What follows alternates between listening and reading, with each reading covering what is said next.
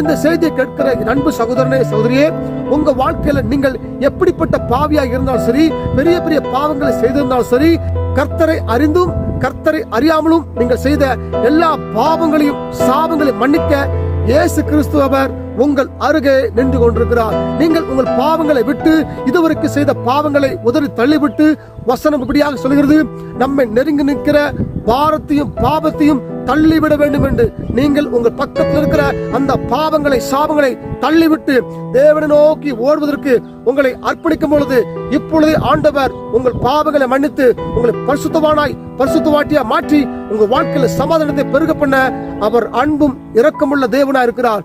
இப்பொழுது முழங்கால் படியிட்டு தேவ சமூகத்தில் ஒப்பு கொடுங்க. இயேசுவே, என் பாவத்தை மன்னியும் என்று கேளுங்க.